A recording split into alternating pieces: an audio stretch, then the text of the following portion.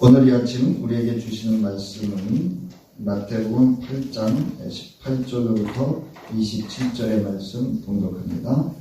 예수께서 무리가 자기를 에워싸는 것을 보시고 건너편으로 가기를 명하시느냐. 한 서기관이 나와 예수께 아뢰되 선생님이여 어디로 가시든지 저는 따르리이다. 예수께서 이르시되 여우도 뿔이 있고 공중의 새도 거처가 있으되 인자는 머리 둘 곳이 없다 하시더라. 제자 중에 또 한 사람이 이르되 주여 내가 먼저 가서 내 아버지를 장사하게 허락하옵소서.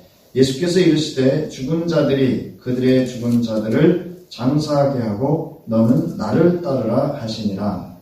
배에 오르심에 제자들이 따랐더니 바다에 큰 놀이 일어나 배가 물결에 덮이게 되었을 때 예수께서는 주무시는지라.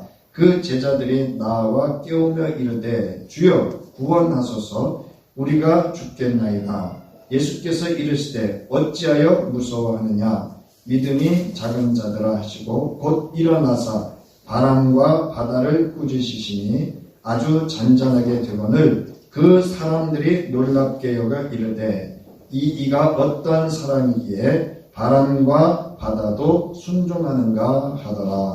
아멘. 오늘은 왜 무서워하느냐 말씀의 제목으로 최종원 목사님께서 말씀 선포와 증거해 주시겠습니다. 기도드리겠습니다.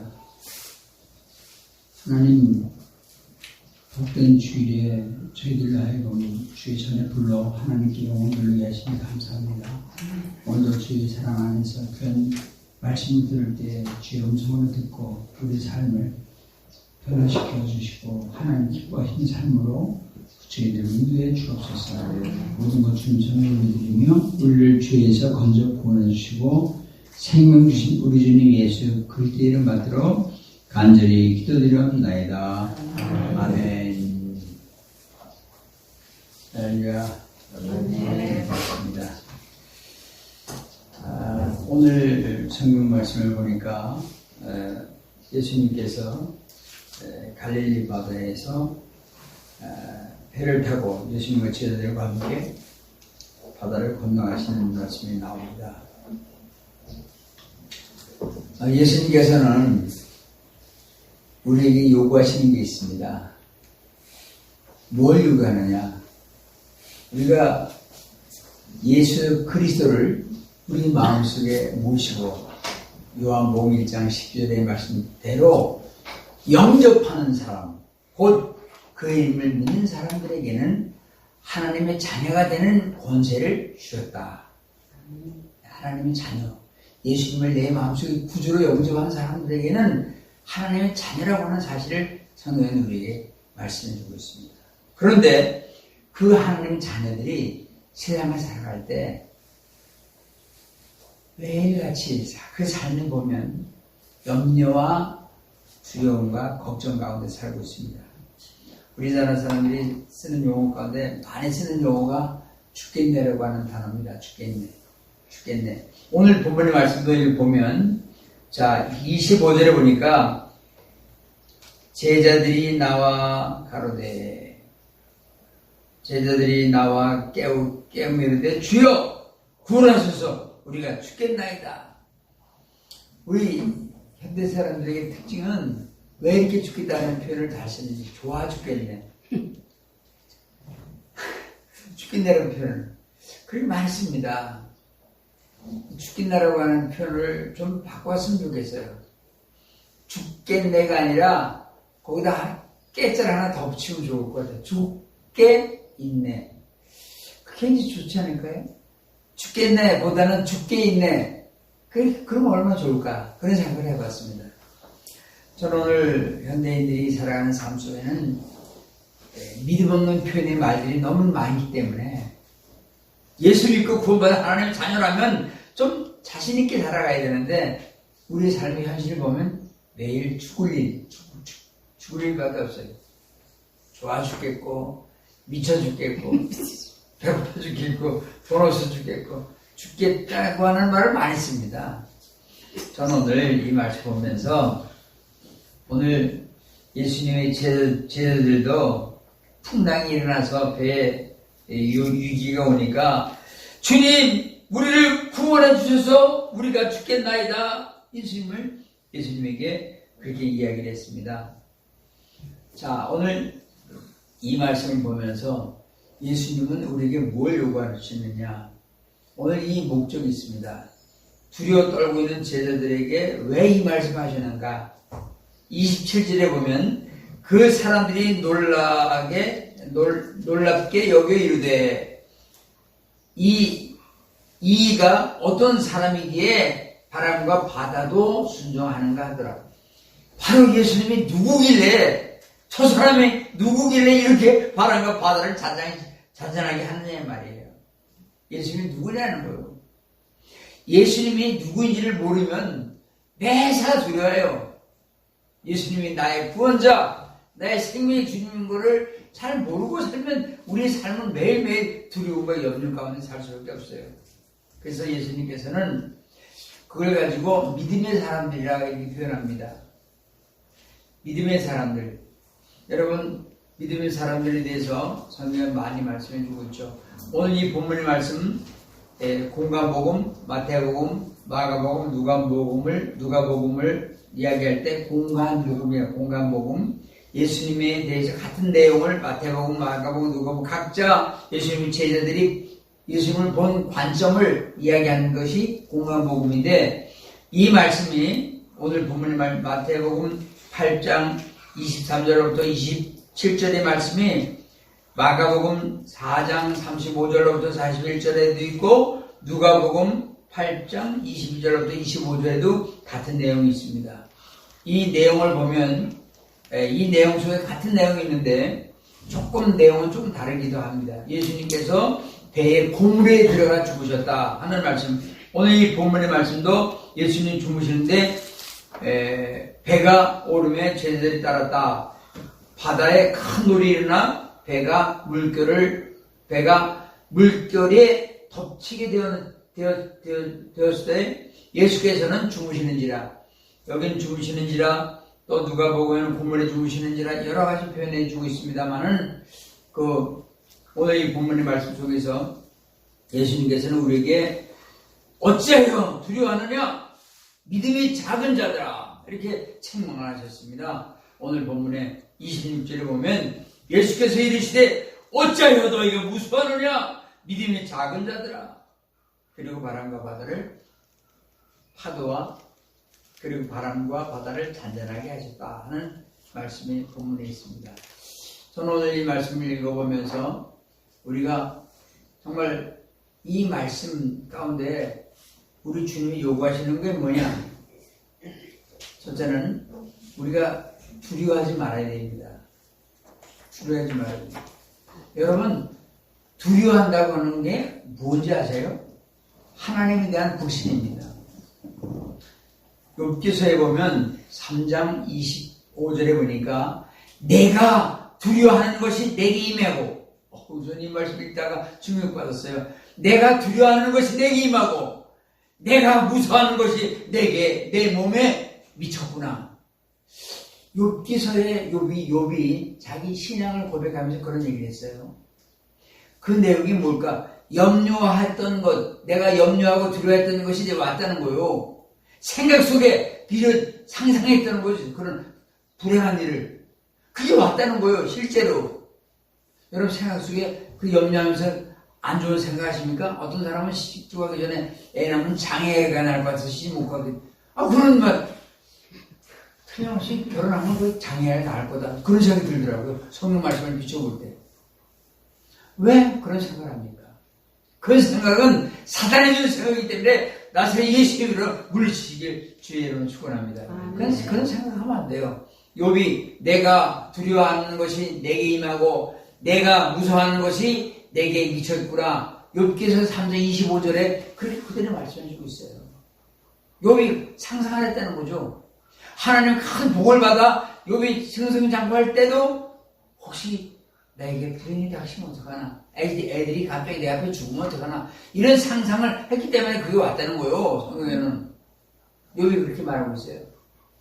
그런 생각 상상하지 않기를 주의 이름으로 축원합니다. 저는 오늘 예수님께서 믿음이 작은 자들아 하고 책망하셨는데, 그러면 세상에 믿음이 큰 사람들은 어떤 사람들이냐? 우선 세 가지 이야기를 드리겠습니다. 두로와 시돈의 한 여인에 대한 말씀이 성경에 있습니다. 두로와 시돈에 있는 이 여인은 마태복음 15장 28절에 있는데, 이에 예수께서 대답하여 이르시되 여자여 네 믿음이 크도다, 네 소원대로 되라 하시니 그대로 그 딸이 나으니라. 두로와 시돈의 여인이 예수님에게, 예수님 말씀만 해주시면 내 딸이 나은 말 고칠 줄로 믿습니다. 이 여인이여 내 믿음이 크다.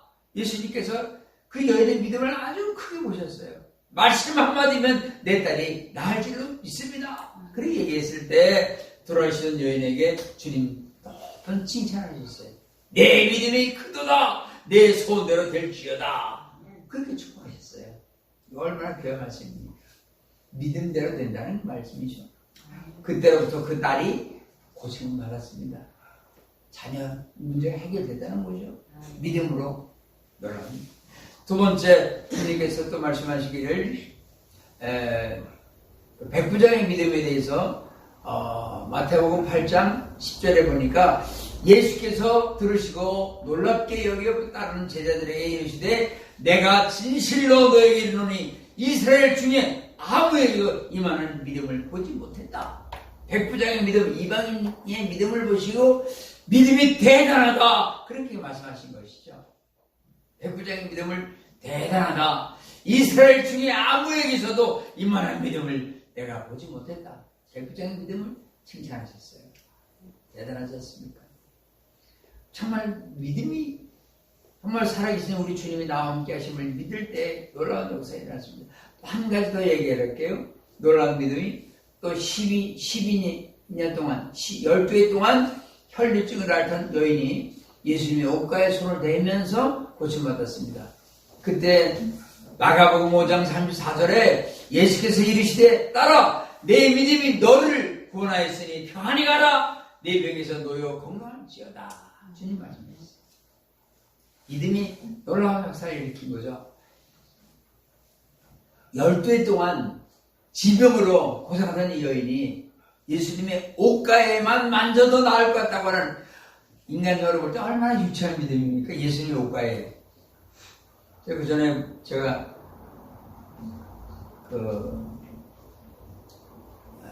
필리핀에 선교하러 가서 있었던 일화입니다. 필리핀이 얼마나 더운 나라입니까?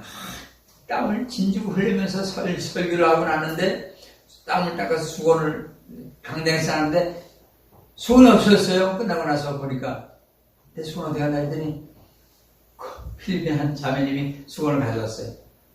얘기 들으니까 그 수건을 놓고 아기가 아파서 얹어놓고 기도했다는 거예요. 여러분, 목사가 땀 닦은 수건을 얹어놓고 기도하면 나을까요? 안 낫죠. 상식적으로 따지면. 그런데 그 아이가 낫다는 거예요. 여러분, 상식적으로 안 맞지만 믿음 때문에 고침받은 거죠. 난 그걸 볼 때 그래, 이 여인이 12해 동안 혈류병을 앓던 여인이 예수님 옷가에 만져가지고 나아맞았다. 이건 우리 주님께서, 예수께서 이르시되 따라 내 믿음이 너를 구원하였다. 평안히 가라, 내 병에서 놓여 건강할지어다. 이렇게 주님이 말씀하셨습니다. 놀라운 말씀이죠.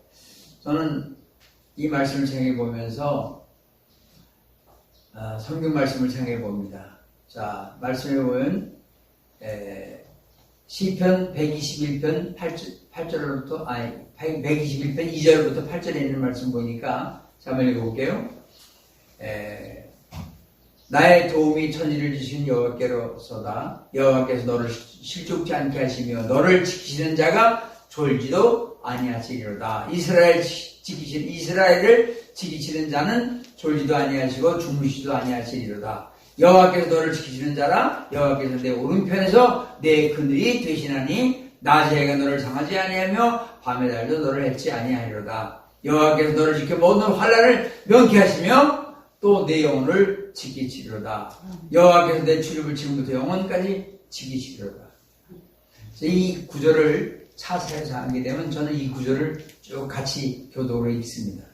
여기 지켜주시다는 단어가 여러 번 나옵니다. 지가 이렇게 지켜주시고 저렇게 지켜주시고 하나님이 함께 해주시다는 그런 표현이죠. 이 말씀을 보면 우리에게 믿음이 얼마나 소중한가. 믿음을 가지면 인생의 두려움이 다 사라지는 거예요. 예수님 제자들이 죽겠나이다 주님 살려주세요 그랬더니 예수님이 이렇게 함께 배에 있잖아요. 예수님과 함께 배를 타고 갈릴리 바다를 건너가고 있잖아요. 실제로 가보니까 바다가 아니고 호수예요, 호수.